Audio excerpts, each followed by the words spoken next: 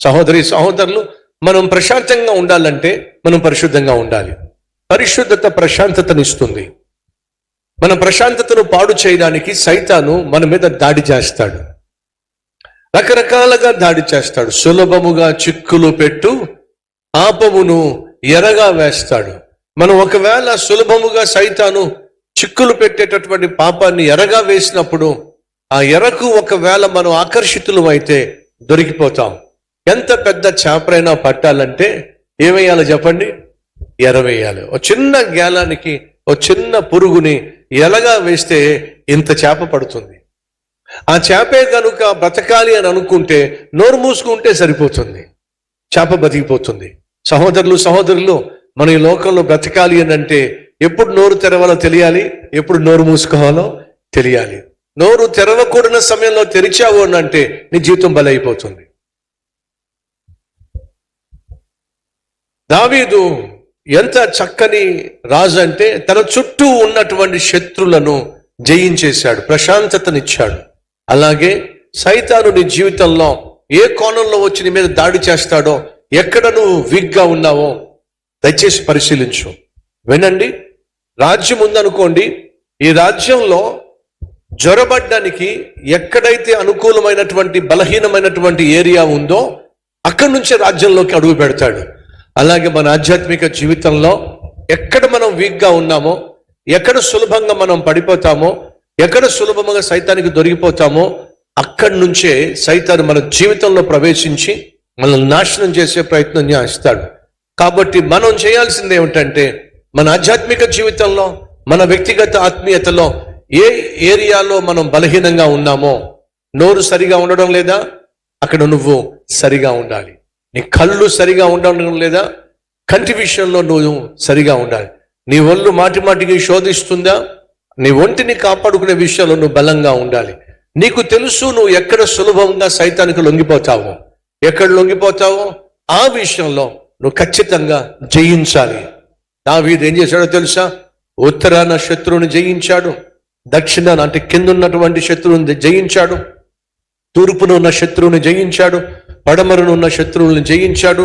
తన దేశం చుట్టూ బలమైనటువంటి దుర్గాన్ని ఏర్పరచుకున్నాడు. ఫలితంగా ప్రజలకు ప్రశాంతతనిచ్చాడు.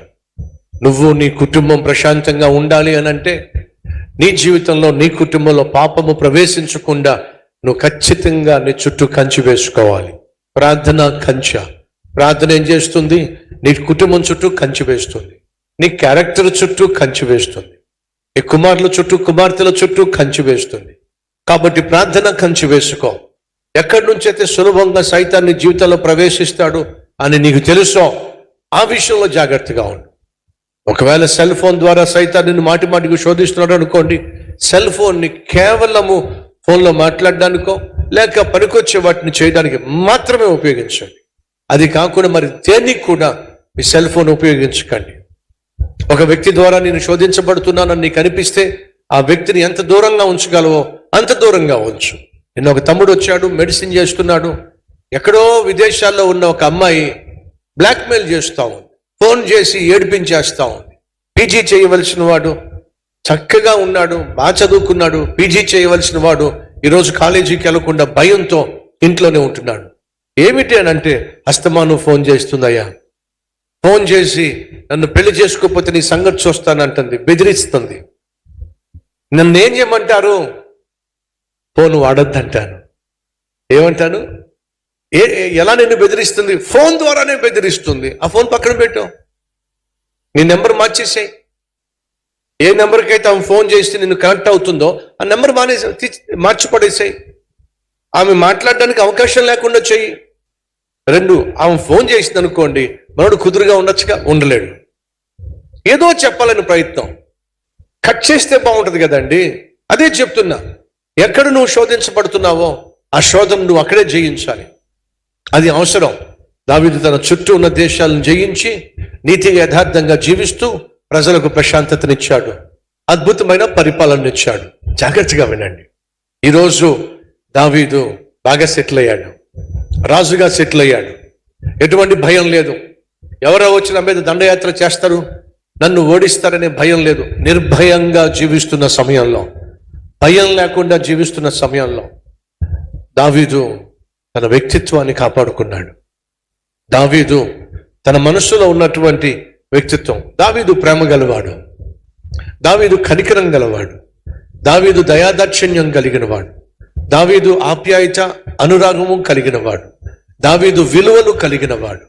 తనకొచ్చినటువంటి పేరును బట్టి, తనకొచ్చినటువంటి ఘనతను బట్టి, తాను కలిగి ఉన్న స్థితిని బట్టి మానవ విలువలను మర్చిపోలేదు. సహోదరి సహోదరులు, ఈ రోజుల్లో ఒక అన్న ఒక తమ్ముడు చిన్నప్పుడు అదే కంచంలో ఇద్దరు కలిసి భోంచేశారు, అదే మంచం మీద ఇద్దరు కలిసి పడుకున్నారు, అదే స్కూల్లో ఇద్దరు కలిసి చదువుకున్నారు. కానీ పెరిగిన తర్వాత, కాస్త ఆస్తి పెరిగిన తర్వాత ఇద్దరు కొట్టుకు చేస్తున్నారు. అటువైపు తన అన్నయ్య, ఇటువైపు తమ్ముడు కోర్టులో కొట్టుకు చేస్తున్నారు. ఏది వీరిలో ప్రేమ లేకుండా చేసింది, ఆప్యాయత లేకుండా చేసింది, అనురాగం లేకుండా చేసింది? ఆస్తిపాస్తులు. అనగా ఒక మనిషి యొక్క ఆస్తి కానీ, అంతస్తు కానీ, ధనం కానీ పెరిగినప్పుడు మానవ విలువలను మర్చిపోతూ ఉంటారు. కాబట్టి బైబిల్ సెలవిస్తుంది, ధనాపేక్ష సమస్త కీడులకు మూలం. ఏమీ లేనప్పుడు మన మధ్య ఎంతో ఆప్యాయత ఉంటుంది. గ్రామాలకు వెళ్ళండి, ఆ గ్రామాల్లో చాలా మంది పేదవాళ్లే ఉంటారు. ఎవరింట్లోనైనా మరణం సంభవిస్తే అందరూ వెళ్ళి ఆ ఇంట్లో వారిని ఆదరిస్తారు. పట్టణంలో చూడండి, అపార్ట్మెంట్లో పక్క ఫ్లాట్లో ఏదైనా జరిగినా సరే ఇటువైపు తలుపు కూడా తీరు. అపార్ట్మెంట్లో ఎవరైనా చనిపోతే అక్కడికి శవాన్ని తీసుకొచ్చినా ఒప్పుకోరు.